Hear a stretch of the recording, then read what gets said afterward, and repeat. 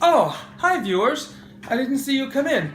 I'm Barry Dutter, and this is 8 Things I Hated About the Movie Logan. I know everybody loved Logan. Oh, it was the greatest. It was so good.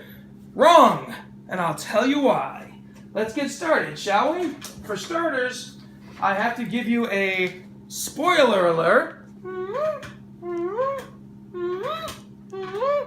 So you have been spoiled. If you have not seen the movie Logan yet, do not, I repeat, do not watch this video. So, let's say the first thing I hated about the movie Logan is that when the movie starts, Logan is working as a limo driver. I'm sorry, but no, just no. Logan would never work as a limo driver. And this is in no way meant as an offense to limo drivers, which is a fine profession. Logan is only skilled at one thing. He's a soldier of fortune, mercenary. In the film, we see that he's trying to make enough money as a limo driver that he figures if he saves his money, he's trying to reach a high sum of money, like $50,000, something like that, so that he can take Professor X and they can go off and disappear somewhere, go retire someplace where no one can find them. Did you know how hard a limo driver would have to work to make $50,000? It would take years. Whereas as a mercenary or a soldier of fortune, he could just make the money in one night. Even if his powers are fading, even if he still has the claws. So, I'm sorry, but that is not the way to become a wealthy, fast limo driver. No. Okay, and yeah, he's driving around drunken frat boys. It's borderline making the character look bad. I always get offended when a movie takes a sacred comic book character and makes them look foolish or clownish, and that's pushing it. That's pushing it with the limo driving. Next thing I hated about the movie Logan. Professor X kills all the X-Men, and it happens off camera. We don't even get to see it. Marvel has a comic, and it's called What If. I have one here. This is What If Wolverine Battled Conan. And the joke with What If is that every issue has a depressing ending where everybody dies. And essentially, the movie Logan is a What If comic called What If Professor X accidentally killed all the X-Men except for Wolverine? Because that's what happens. You don't even get to see it. And all I can think of is what a sad ending to Xavier's dream. What a depressing finish for the X-Men. All those years they were together, all those decades fighting for the dream of humans and mutants uniting in peace and harmony, and this is how they end? This is the ending of the X-Men? No, that's just a bad ending for the X-Men. It's just too sad. I can't even contemplate it. Next, Logan loses his healing factor. Again. For the second movie in a row, Logan loses his healing factor. Need I remind you, that is Logan's only mutant power, is his healing factor. The claws are not his mutant power. Those came later.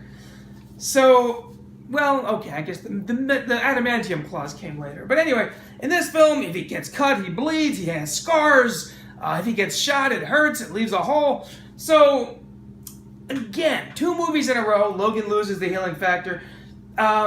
This time it's for different reasons. This time there's an evil corporation that's putting chemicals in the food supply, which causes all the mutants to lose all their powers and gradually die off. So it's a very devious plot. It's the most sneakiest plot to eliminate the mutants that anyone has ever come up with yet, and it works.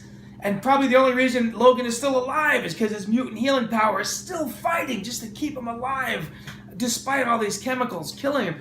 But, here's my problem with this. Every movie that I go to, it seems to me that the action heroes have mutant healing factors, whether they're mutants or not. Whether it's Fast and Furious, or John Wick, or any Tom Cruise movie, or even Atomic Blonde, they all seem to have a healing factor. The only one in the movies who doesn't have a healing factor in 2 out of 3 movies, this guy right here. Hate that. Next. The X-Men comics are fake, or are they, in the movie? In the movie Logan chastises young X-23s. I can't believe you read these comics and you believe the crap that's in there. Most of it's fake, most of it's not real, he tells her. Now, X-23 reads the X-Men comics. She finds out the secret location of Eden, which is a safe place where mutants can go to be free in Canada. And the coordinates for Eden are cleverly hidden inside an X-Men comic book, which is the last place anybody would look for real information, because everyone knows they're all fake, right? So my question is, are the writers and artists of Marvel Comics in this movie trying deliberately to help the mutants by giving them the secret, coordinates to Eden? How do they get this information? Who is feeding this information to Marvel Comics? And I don't know. And so, I mean, the movie seems to be saying the comics are not real, but it turns out they are real. I don't understand. Which is it? You can't have it both ways. Next. I feel so bad for the innocent family that is killed in this movie. And the only thing they did was they allowed Logan and Professor Xavier and X-23 to stay one night in their home. Poor Eric LaSalle and his wife, I think that's Elise Neal, killed for no reason at all. And their children too. I mean, all because Professor X thought it would be fun for one night to live like normal people and stay in a normal house with normal people. And you get them killed. Thanks a lot, Professor X. Yeah, it's the last time we have you over. Next. X-24 kills Professor X. I hated this for a lot of reasons, but my main reason is, this is how Professor X dies? Really? Gutted in his sleep by a clone of Wolverine who just shows up out of nowhere. He doesn't wake up in time. His mental powers don't warn him about the danger. It's a sad ending to Professor X. I can't believe the world's most powerful telepath would go out in his sleep, knifed, sliced to death by a guy he thought was a friend. That's not a good ending for Professor Xavier. Speaking of bad endings, Logan dies in this film as well. I already gave you a spoiler alert, so back off, all right? This is not a good ending for Logan. This is not a good death for him. He gets killed by a younger, stronger clone of himself who has all the same powers but none of the weaknesses. I don't know. I was not a fan. You know, I guess while I'm on the topic, there already is a story featuring the death of Wolverine.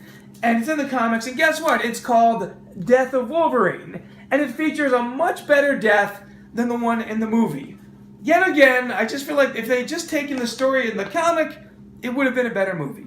But they never do that. They always have to write their own story, so their loss. There's an adamantium bullet in the movie. You've heard the expression Deus Ex Machina. You know, as soon as they introduce the adamantium bullet in the movie, which, by the way, they steal the idea from Lethal Weapon, where Mel Gibson carries a bullet around in case he wants to blow his brains out. It's the same idea. Logan carries the adamantium bullet. Someday he says he might blow his brains out, which I'm not even sure if that would work with his healing factor, but anyway. Of course, the only possible ending for the movie is they have to use the adamantium bullet on X-24, the Wolverine clone. So their plan is that Wolverine gives the gun to this young girl who's never held a gun before, never fired a gun before, counting on her to make a perfect shot. Blam! One shot to the dome, X-24 goes down. They have no backup plan. That was their only plan. One bullet, one shot. That was it. Thankfully it worked, but it wasn't much of a plan if you ask me. So, in closing, I would like to say in the last year and a half or so, I saw 3 movies. I saw Logan, where at the end, Logan is impaled and dies. I saw The Force Awakens, Star Wars, where Han Solo is impaled and dies, impaled by his own good-for-nothing son. And I saw Superman v. Batman, where Superman is impaled by Doomsday and dies.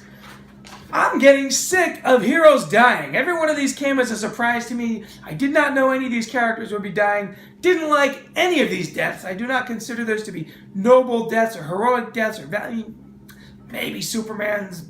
It was too soon. I think they owe us one more Wolverine movie. Do Wolverine meets Deadpool. I mean, because the Logan movie is set in an alternate future, that means they can still keep making Hugh Jackman movies and just say that alternate future either hasn't happened yet or never will happen. It would be great for me if they said that movie never happened, because I did not like that film. That's 8 things I hated about Logan. Till next time, this is Barry Dutter saying, snicked.